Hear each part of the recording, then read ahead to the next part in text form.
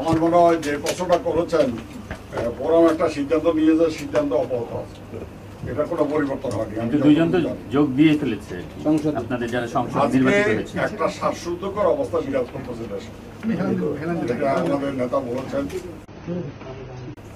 এইভাবে কোনো বিবেক বুদ্ধি জ্ঞান সম্পন্ন মানুষের পক্ষে বেঁচে থাকা সম্ভব নয়। সমাজ নির্বাচনের পরে প্রধানমন্ত্রী বলেছে পুলিশকে বিরক্ত করবেন না। তার অর্থ হলো যে পুলিশ যাহা করুক, আমাদের ভোট কেটে দিয়েছে, সেন্টেন্সটা কমপ্লিট করেন নাই, ওদেরকে ডিস্টার্ব করিও না। আজকে যে হয়রানিমূলক ভাবে মামলায় বেগম খালেদা জিয়াকে কারাগারে রেখে মৃত্যুর দিকে ঠেলে দিচ্ছে, আমরা জাতীয় ঐক্যফ্রন্টের পক্ষ থেকে নিঃশর্তভাবে বেগম খালেদা জিয়ার মুক্তি চাই।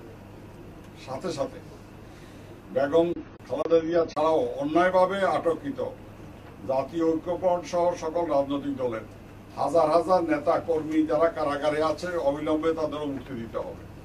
3 নম্বর, নতুন করে সকল রকম মিথ্যা মামলা, হয়রানি, গায়েবী মামলা বন্ধ করতে হবে। ইতিমধ্যে দায়েরকৃত সকল মামলা প্রত্যাহার করে তাদেরকে জামিন দিতে হবে এবং মুক্তি দিতে হবে। 2 নম্বর, আমাদের নেতা চিকিৎসার জন্য কিছুদিন বাইরে ছিলেন, আমাদের ঐক্যফ্রন্ট ঠিকই আছে, ঐক্যফ্রন্ট ছিল, ঐক্যফ্রন্ট আছে এবং ঐক্যফ্রন্ট থাকবে। আমরা আমাদের কর্মসূচি হিসাবে অনেকগুলো কর্মসূচি নিয়েছি। সমসাময়িক কর্মসূচির মধ্যে 30 এপ্রিল নুসরাত হত্যা সহ গড়ে প্রতিদিন 2 থেকে 3টা করে সব খবর কাগজে আসে না, 3 মাসে 160টা শিশু দর্শিত হয়েছে। এইভাবে কোনোদিন আমাদের বাংলাদেশ ছিল, বাংলাদেশ আছে, বাংলাদেশ থাকবে, কিন্তু এইভাবে শিশু নারী নির্যাতন আমরা কোনোদিন আমাদের বাপ মার কাছে শুনি নাই।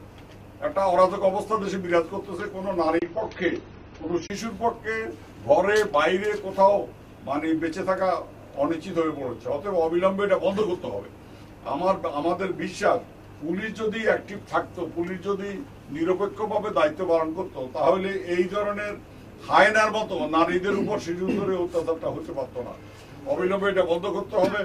এর দাবিতে, বন্ধের দাবিতে আগামী 30 এপ্রিল বিকেলে 4টায় আমরা শাহবাগে জমায়েত করব। নুসরাত সহ সকল নারী শিশু নির্যাতনের প্রতিবাদে, এবং ভবিষ্যতে যাতে এটা না হইতে পারে এটার গ্যারান্টি দিতে হবে। এছাড়াও আমাদের গণশুনানির জন্য আমাদের যে নাগরিক সংগ্রাম আমরা শুরু করেছিলাম, আমরা নোয়াখালী, রাজশাহী সহ আমরা বিভিন্ন বিভাগ এবং জেলা শহরে যাব।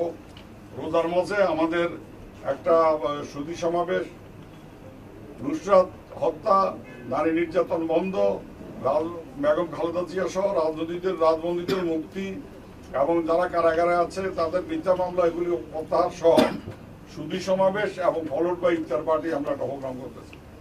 আর গণশুনানিটা সারা বাংলাদেশে হবে। নোয়াখালী, রাজশাহী দিয়ে আমরা প্রস্তাব আসছে, আমরা তারিখটা পরে আপনাদেরকে জানাবো। আমাদের কর্মকাণ্ড অব্যাহত থাকবে এবং জাতীয় ঐক্যফ্রন্ট জনগণের কাছে, জনগণকে সাথে নিয়ে দেশে যে ভোট ডাকাতির প্রতিবাদে পুনর্নির্বাচন এবং জনগণের অধিকার, ক্ষমতা, কর্তৃত্ব প্রতিষ্ঠার জন্য শুধু রাজনৈতিক দল নয়, শুধু ঐক্যফ্রন্ট নয়, শ্রম কর্মপেশার মানুষ, ছাত্র, যুব সমাজ, নারী, সর্বস্তরের জনগণের প্রতি আমাদের শাহবাগের কর্মসূচি সর্বাত্মক সহযোগিতার জন্য আমরা আহ্বান জানাচ্ছি। সাথে সাথে যে কথা বলতে হয়, পৃথিবীর ইতিহাসে একটা নির্মম নিষ্ঠুর ঘটনা ঘটেছে শ্রীলঙ্কায়। বিশেষ একটি মহল সমাজের মানুষের মধ্যে যে শান্তি শৃঙ্খলা বজায় আছে এটাকে নষ্ট করার জন্য তারা শ্রীলঙ্কাতে প্রায় 290, প্রায় 300 জনের মতো মানুষ নিহত হয়েছে। 500-র উপর হাসপাতালে, আরো অনেক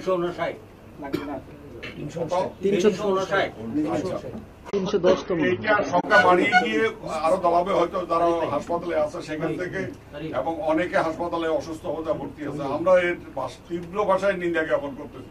এটা কোনো ধর্মীয় ব্যাপার নয়, এটা পৃথিবীর যে কোনো দেশের সমাজের শান্তি শৃঙ্খলা ব্যাহত করার জন্য একটা প্রচেষ্টা। আমরা তীব্র ভাষায় নিন্দা জ্ঞাপন করছি এবং অবিলম্বে সারা বিশ্বের মানুষকে তাদের সাথে একাত্মতা ঘোষণা করার জন্য দাবি জানাচ্ছি। বাংলাদেশের শিশু যেটা মারা গেল,